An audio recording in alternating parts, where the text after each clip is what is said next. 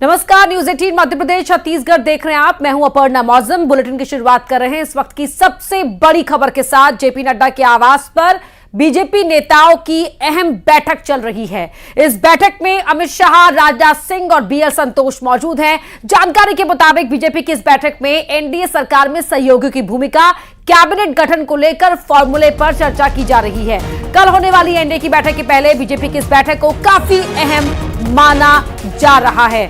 बड़ी खबर आपको बता रहे हैं, पार्टी के राष्ट्रीय अध्यक्ष जेपी नड्डा के घर पर यह बैठक जारी है। अमित शाह, राजनाथ सिंह, बीएल संतोष इस बैठक में मौजूद हैं और एनडीए सरकार में सहयोगियों की क्या भूमिका होगी, कैबिनेट के गठन को लेकर और साथ ही क्या फॉर्मूला होगा जिस पर सभी को मना लिया जाएगा, सभी को एक मत किया जाएगा, उस पर चर्चा की जा रही है। कल एनडीए की बैठक के पहले बीजेपी की इस बैठक को काफी अहम माना जा रहा है और कल एनडीए संसदीय दल की बैठक है। उस बैठक में जहां नरेंद्र मोदी को नेता चुना जाएगा, कल 11 बजे ये महत्वपूर्ण बैठक होनी है और कल की इस बैठक से पहले ये बीजेपी की बैठक जहां बीजेपी के वरिष्ठ नेता दिग्गज मौजूद हैं। अमित शाह मौजूद हैं, बीएल संतोष मौजूद हैं, राजनाथ सिंह मौजूद हैं और ये बैठक हो रही है पार्टी के राष्ट्रीय अध्यक्ष जेपी नड्डा के घर पर। इस बैठक में चर्चा कल की बैठक को लेकर भी हो रही है। अशरफ काज़मी हमारे सहयोगी दिल्ली से हमारे साथ लाइव जुड़ रहे हैं। अशरफ, जेपी नड्डा के घर पर यह बैठक जारी है, कितनी देर हुई इस बैठक को शुरू हुए और कुछ इनपुट हासिल हो पाया है क्या बैठक को लेकर?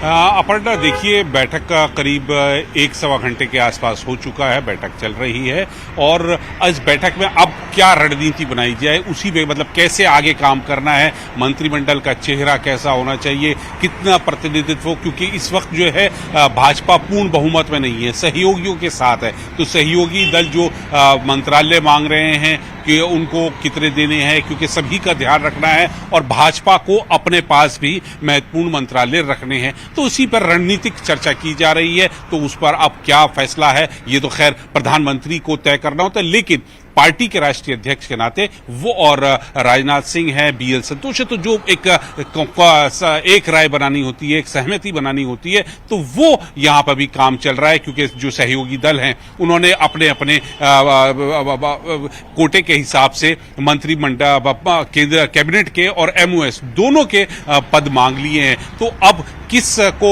जैसे टीडीपी है तो उनके को कौन कौन से पद दे रहे हैं, जो सबसे ज्यादा टीडीपी और जेडीयू जो नीतीश कुमार की पार्टी है, दोनों चाहते हैं कि स्पीकर का पद उनको मिले। तो बहुत महत्वपूर्ण बात आपने यहाँ पर अशरफ काज़मी ये कही है कि जो मांगे सहयोगी करेंगे, उनकी मांगों को फुलफिल करने के साथ साथ ही बीजेपी को इस बात का भी ध्यान रखना है कि वो कहीं से अपनी पोजीशन को कमजोर ना होने दे, वो अपना अपर हैंड रखकर चले। अशरफ, आप बने रहिए हमारे साथ। इस बैठक पर लगातार आपके जरिए हम जानकारी हासिल करेंगे, कुछ और खबरों पर भी आपसे बातचीत करनी है। और अशरफ काज़मी हमारे सहयोगी बता रहे थे कि इस तरह से करीब 1 घंटे से ऊपर का समय हो चुका है जब से बैठक जारी है जेपी नड्डा के घर पर और कल 11 बजे एनडीए संसदीय दल की बड़ी बैठक होनी है। संसद के सेंट्रल हॉल में यह बैठक होगी जहां संसदीय दल की बैठक में नरेंद्र मोदी को नेता चुना जाएगा और सरकार बनाने का दावा एनडीए पेश करेगा। बीजेपी शासित राज्यों के मुख्यमंत्रियों को भी दिल्ली बुलाया गया है। तो कल एनडीए संसदीय दल की बैठक है जहां पर नरेंद्र मोदी को एक मत से, सर्वसम्मति से नेता चुना जाएगा। संसद के सेंट्रल हॉल में यह बैठक होगी और सरकार बनाने का दावा पेश किया जाएगा। कल शाम का समय मिला है राष्ट्रपति की ओर से।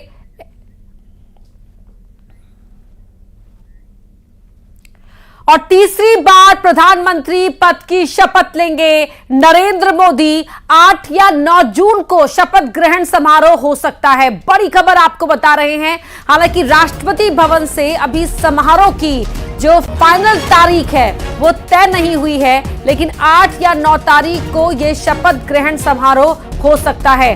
बड़ी खबर आपको बता रहे हैं, तीसरी बार नरेंद्र मोदी प्रधानमंत्री बनने जा रहे हैं, इलेक्टेड पीएम।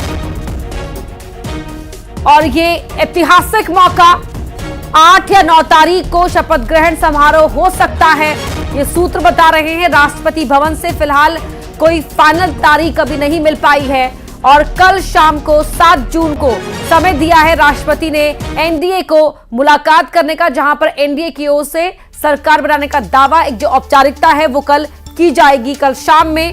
और उससे पहले ये तस्वीरें जब एनडीए कल सहयोगी इकट्ठा हुए थे, मिले थे, विक्ट्री साइन यहां पर दिखाया था तस्वीर खिंचाते हुए कि हम साथ साथ हैं, हम सभी एक साथ हैं और सरकार बनाने को लेकर कहीं भी कोई असमंजस नहीं है।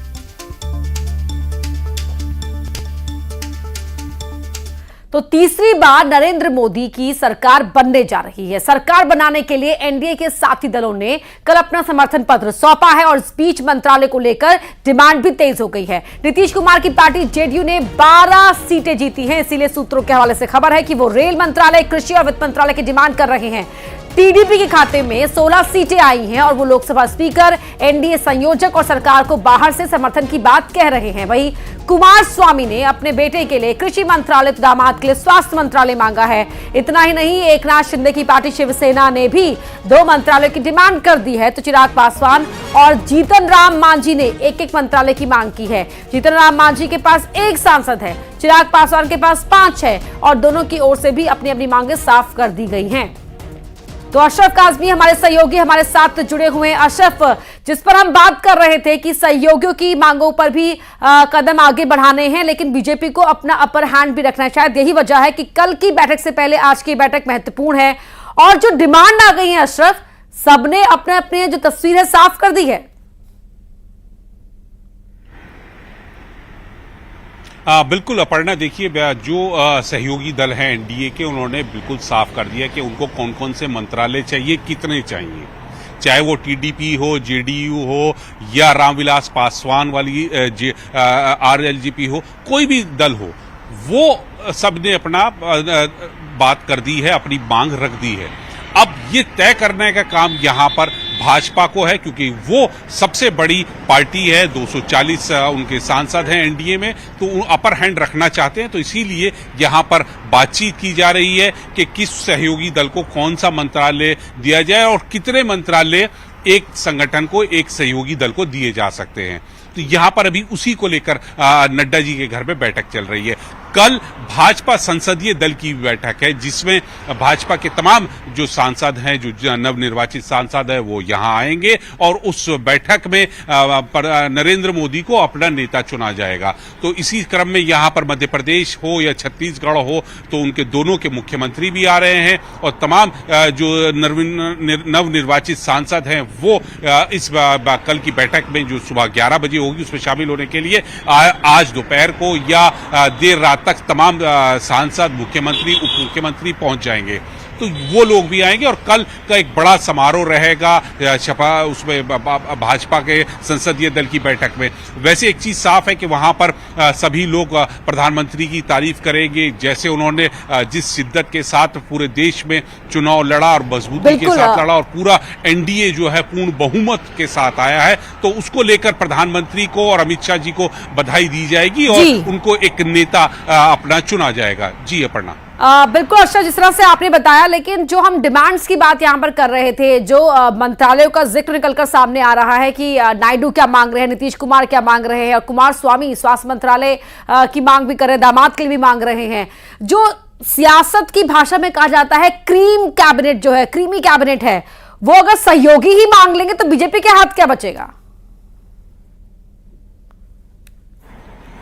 देखिए अपर्णा, यही वजह है कि इस बार 2019 और 2024 में यही डिफरेंस है बीजेपी का, क्योंकि 2019 में पूर्ण बहुमत के साथ आई थी और 2024 में वो बहुमत से 32 सांसद उसके कम है। तो यहां पर बीजेपी को थोड़ा कॉम्प्रोमाइज करना पड़ेगा। हाँ, ये जरूर है जो वो मांग रहे हैं वो सभी मांगों को पूरा नहीं किया जाएगा, लेकिन हाँ कोशिश की जाएगी कि हम अपर हैंड रखें। अब जैसे बात की जा रही है कि स्पीकर जेडीयू को भी चाहिए, स्पीकर टीडीपी को, तो बीजेपी देखेगी कि ये किसके खाते में जाए। वो अपने पास भी रख सकती है, क्योंकि जो स्पीकर होता है वो बहुत महत्वपूर्ण होता है सरकार के लिए भी, और संसद का सत्र सरकार की सेहत भी स्वस्थ रहे और बीजेपी का जो हाथ है वो ऊपर भी रहे, अपना वर्चस्व भी वो कम जाहिर तौर पर नहीं होने देगी और इसीलिए बीच का रास्ता किस तरह से निकाला जाए, कहां किसको कम कहां ज्यादा किया जाए, उस पर मंथन जारी है। बहुत शुक्रिया अशरफ आपका इस जानकारी के लिए, आगे भी आपसे अपडेट लेते रहेंगे। तो वहीं मोदी कैबिनेट में मध्य प्रदेश का दबदबा बढ़ सकता है। भाई आखिरकार क्यों ना हो, 29 की 29 लोकसभा सीटें मध्य प्रदेश में बीजेपी ने जीती है। ऐसे में शिवराज सिंह चौहान, ज्योतिरादित्य सिंधिया, वीडी शर्मा केंद्र में मंत्री बनाए जा सकते हैं। साथ ही महिला सांसदों को भी कैबिनेट में जगह मिल सकती है। हिमाद्री सिंह, सावित्री ठाकुर 2 बार की सांसद हैं और दोनों ही आदिवासी वर्ग से आती हैं। संध्या राय दूसरी बार की सांसद दलित वर्ग से आती हैं। मोदी के पिछले कार्यकाल में एमपी से 5 मंत्री थे, ज्योतिरादित्य सिंधिया, नरेंद्र सिंह तोमर, प्रहलाद पटेल, फग्गन सिंह कुलस्ते और वीरेंद्र खटीक, ये मंत्री थे पिछली बार की कैबिनेट में। और इस बार वीडी शर्मा को, प्रदेश बीजेपी अध्यक्ष को भी यहां जगह मिल सकती है। हिमाद्री सिंह और सावित्री ठाकुर 2 बार की सांसद है, आदिवासी वर्ग से है, तो यहां भी आदिवासी चेहरे के तौर पर इनमें से किसी एक को जगह मिल सकती है। और साथ ही जो संध्या राय हैं, भिंड से दूसरी बार सांसद बनी हैं, दलित वर्ग से आती हैं, तो ऐसे में उनकी भी अपेक्षाएं होंगी, महत्वाकांक्षाएं होंगी। और शैलेंद्र भदौरिया हमारे सहयोगी इसी खबर पर जुड़ गए हमारे साथ। शैलेंद्र, मध्य प्रदेश बीजेपी ने कर दिखाया, 29 की 29 सीटें जीती, इसीलिए इस बार जो एमपी बीजेपी के सांसद हैं उनकी तो ख्वाहिशें अपार होंगी, हजार होंगी कैबिनेट में जगह को लेकर।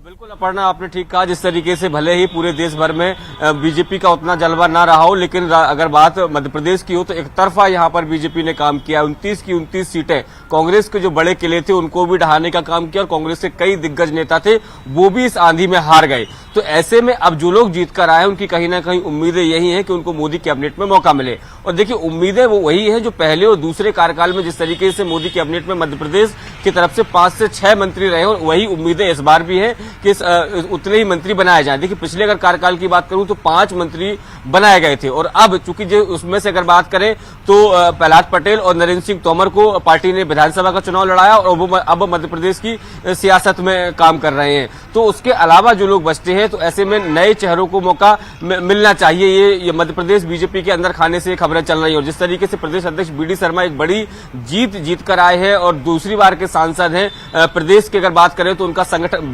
बेहद कुशल संगठक उन्हें माना जाता है। क्योंकि देखिए, जिस तरीके से विधानसभा में 163 सीटें संगठन की दम पर बीजेपी लेकर आई और इस बार मिशन 29 का नारा पार हुआ, तो ऐसे में वीडी शर्मा को उम्मीद है कि उनको कैबिनेट में जगह मिलेगी। देखिए, शिवराज सिंह चौहान चूंकि अब केंद्र में राजनीति में अब वो सक्रिय नजर आएंगे क्योंकि वो सांसद बन गए 5 बार। नरेंद्र मोदी ने कहा भी था मंच से ही कि अब मैं उन्हें दिल्ली ले जाऊंगा और दिल्ली जाना ही होगा, इसीलिए अब हर कोई यहां पर देख रहा है कि कब बुलावा आता है। शैलेंद्र, बहुत शुक्रिया आपका इस पूरी बातचीत के लिए।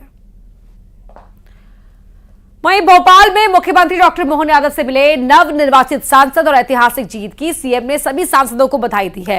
भोपाल से आलोक शर्मा जीते हैं। होशंगाबाद के नवनिर्वाचित सांसद अर्शन सिंह चौधरी राजगढ़ से चुने गए हैं। रोडमान नागर ने की सीएम से मुलाकात और साथ ही अनिल फिरोजिया जो एक बार फिर उज्जैन से एमपी बने हैं और धार से सावित्री ठाकुर ने एक बार फिर ये लड़ाई जीती है लोकसभा चुनाव की। इन सभी नए चुनकर आए सांसदों ने मुख्यमंत्री डॉक्टर मोहन यादव से मुलाकात की। देखिए, फूलों के गुलदस्ते के साथ दिखाई दे रहे हैं तस्वीरों में और साथ ही मुंह मीठा भी इन सांसदों का सीएम डॉक्टर मोहन यादव ने कराया है।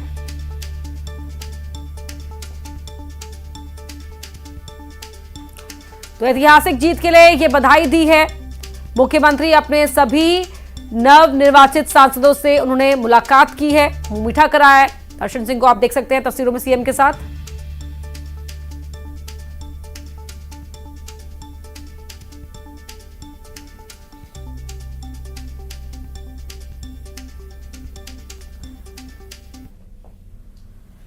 तो दिल्ली में कल बीजेपी संसदीय दल की बड़ी बैठक है। इस पर मुख्यमंत्री डॉक्टर मोहन यादव ने कहा कि मोदी जी की सरकार दुनिया में भारत की साख को और मजबूत करेगी। नई सरकार सभी को साथ लेकर चलेगी। मध्य प्रदेश के लिए सबसे अच्छा काम करके दिखाएं, हमारी ये कोशिश रहेगी।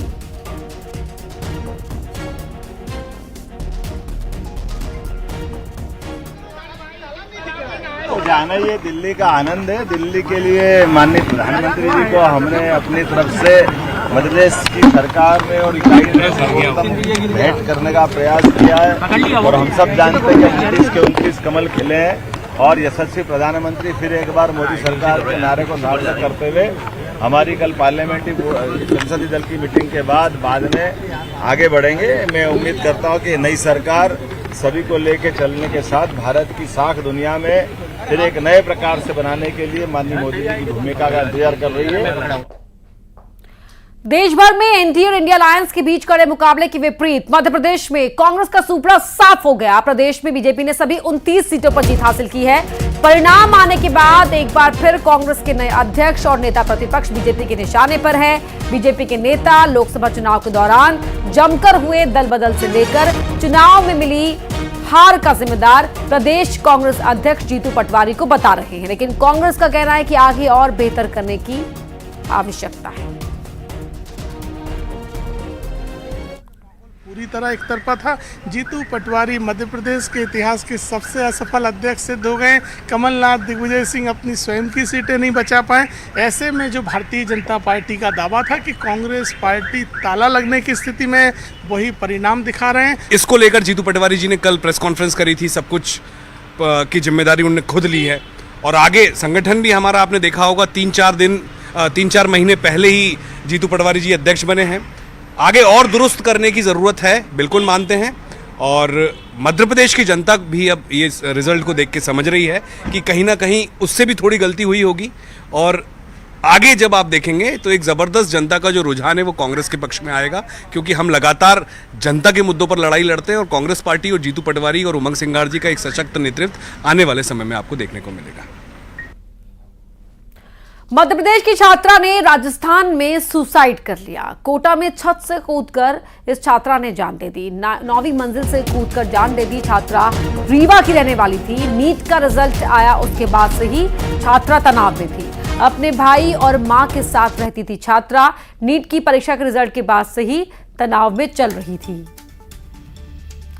ये वहां लॉबी में लगे कैमरे में ये फुटेज रिकॉर्ड हुई। छात्रा को पहले आप यहाँ ऊंचाई पर बैठा हुआ देख सकते हैं। अचानक से छात्रा नीचे कूद जाती है।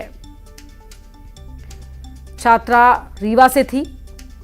नीट का एग्जाम का रिजल्ट आया उसके बाद से ही छात्रा तनाव में थी। वहां लगे कैमरे में ये फुटेज रिकॉर्ड हो गई।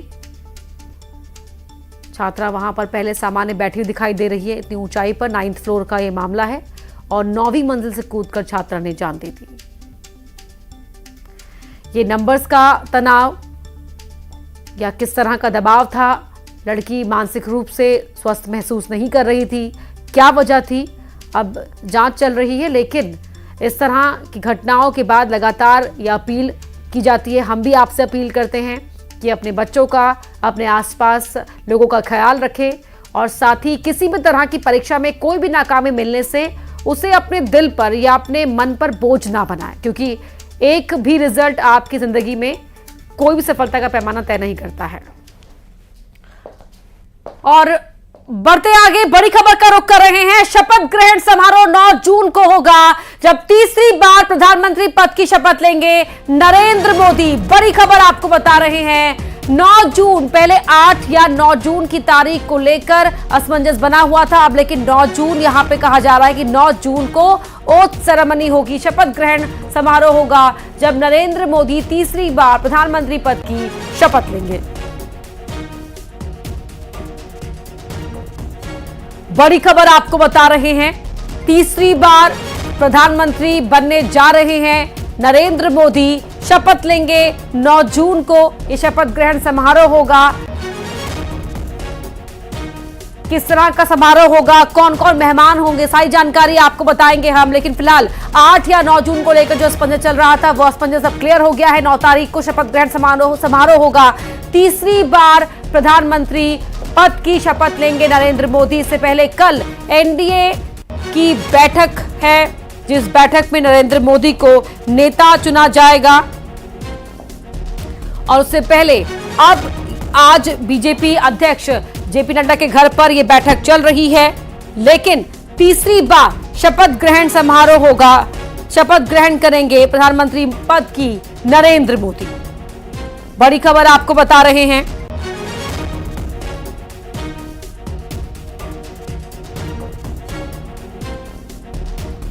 तो 9 जून को प्रधानमंत्री पद की शपथ ले सकते हैं नरेंद्र मोदी लोकसभा चुनाव में एनडीए को बहुमत मिला है। तीसरी बार एनडीए की सरकार बनने जा रही है।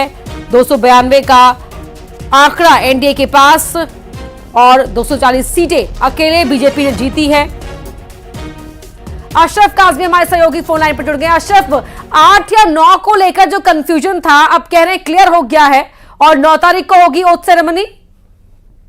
बिल्कुल, देखिए अब जो है स्थिति बिल्कुल साफ होती जा रही है। 9 तारीख को ओथ सेरेमनी होने की बात की जा रही है और सबसे महत्वपूर्ण बात यह है कि राष्ट्रपति भवन की तरफ से भी जब आया था कि 5 तारीख से 9 तारीख तक उन्होंने सारे कार्यक्रम निरस्त कर दिए थे। किसी को आम लोगों के लिए राष्ट्रपति भवन आना जाना मना कर दिया, तो उससे हो गया था कि आखिरी तारीख 9 है, तो 9 तारीख तक ही शपथ ग्रहण होना है। तो अब ये काफी हद तक साफ हो गया है कि यानी 9 तारीख यानी रविवार को शपथ ग्रहण समारोह होगा और प्रधानमंत्री नरेंद्र मोदी तीसरी बार प्रधानमंत्री बनेंगे और उनके साथ कुछ चुनिंदा जैसे गृह मंत्री अमित शाह वो भी शपथ लेंगे और जो महत्वपूर्ण मंत्रालय है राजनाथ सिंह हैं तो वो लोग भी शपथ ले सकते हैं। जी, शपथ ग्रहण की भव्यता को लेकर क्या कोई डिटेल मिल पाई है अशरफ? और जो बाकी क्या पूरी कैबिनेट उस दिन शपथ लेगी या चुनिंदा जो महत्वपूर्ण मंत्रालय हैं सिर्फ उन्हीं की शपथ ली जाएगी, वो मंत्री शपथ लेंगे? जी देखिए, अभी तक इस बारे में स्पष्ट तो नहीं है, लेकिन जो हमारे सूत्र बता रहे हैं वो यही बता रहे हैं कि अभी